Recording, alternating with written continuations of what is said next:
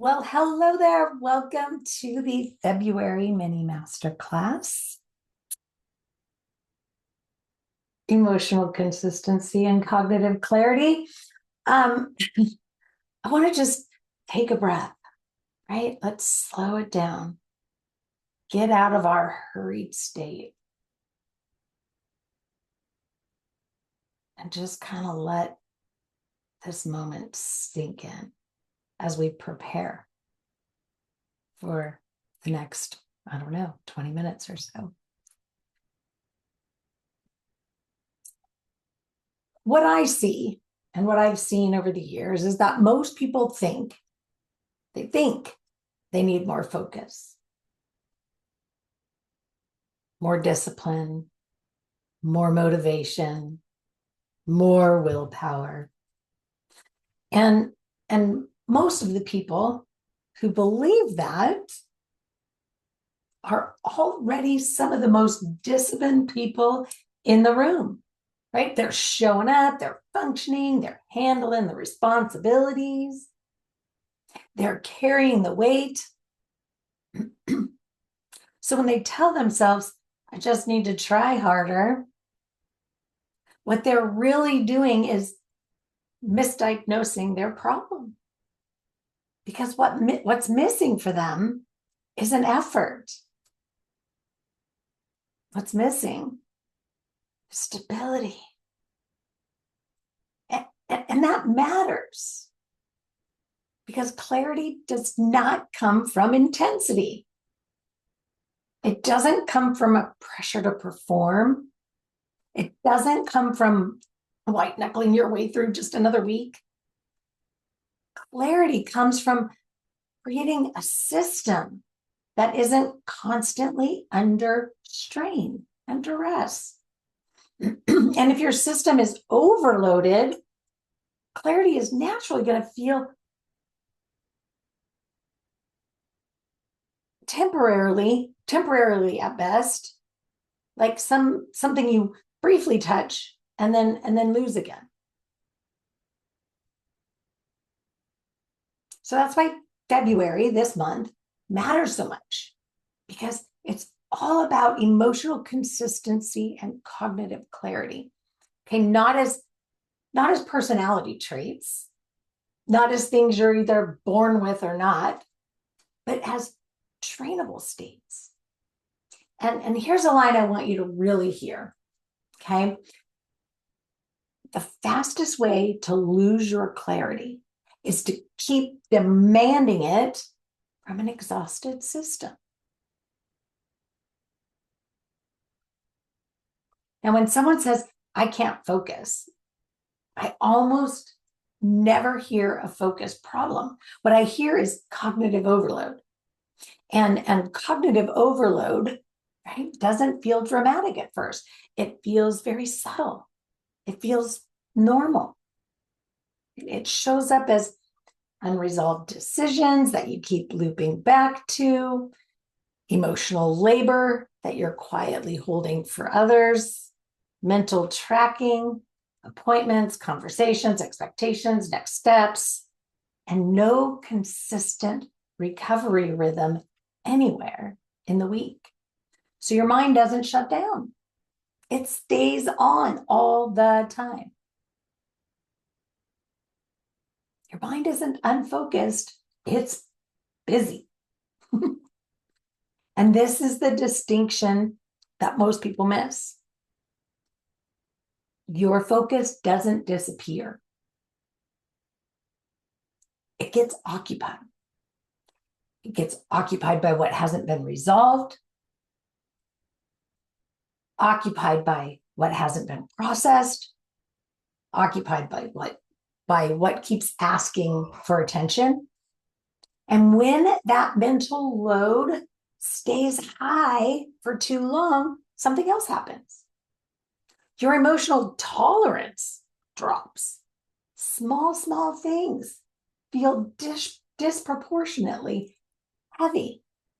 Your patience shortens. Your nervous system gets less forgiving. And guess what? Impulsivity increases. And it's not because you're reckless, but because your system wants desperately to experience some relief. That's not emotional weakness. That's load mismanagement. And here's where people go wrong.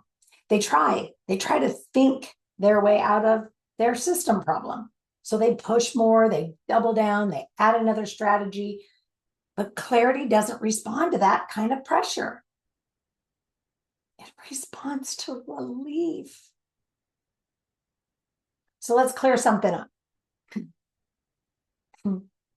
Emotional consistency doesn't mean that you stay calm all the time. It means returning to your baseline without punishing yourself for reacting. Every nervous system reacts. Every human spikes emotionally under load. The difference between steadiness and instability is not the absence of reaction, it's the speed and safety of recovery. So your nervous system does not need control, it needs predictability. Predictability tells your body, I know what happens next. I won't be abandoned here. I don't have to stay on high alert. Yay.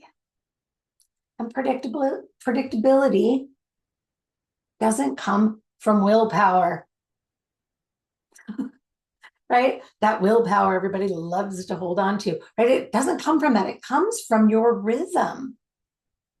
So here's what it looks like in real life. Emotion spikes when your load increases. Recovery shortens when support exists, and steadiness builds through repetition, not perfection. So progress doesn't look like never reacting. Progress looks like less self-attack afterwards, shorter emotional hangovers, quicker returns to clarity. My friend, shorter recovery is the progress. This is why emotional steadiness is a skill, not a trait. And this is your anchor. You don't need emotional control. I'll say that again, right? You need emotional steadiness. Now, here's something that I know, right? Like high performers understand this very well, and often without even being taught. Okay, so if you look at some high performers, right, they don't push endlessly. They protect their availability, and they know that focus isn't created by force, it's preserved by recovery. And recovery doesn't mean stopping your life. It doesn't mean disengaging. It doesn't mean disappearing. Recovery means reducing demand.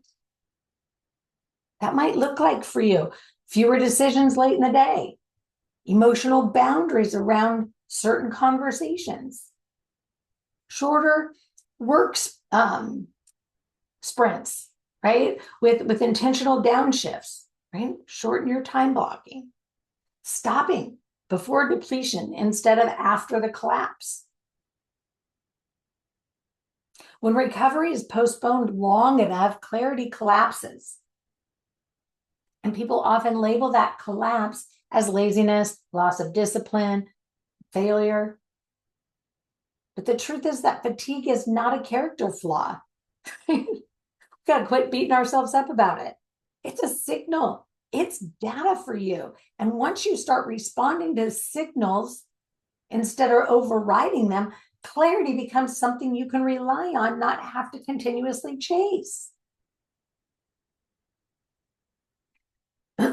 Look, most systems fail for one simple reason. And that is that they're built for an ideal version of you, not the you living real life.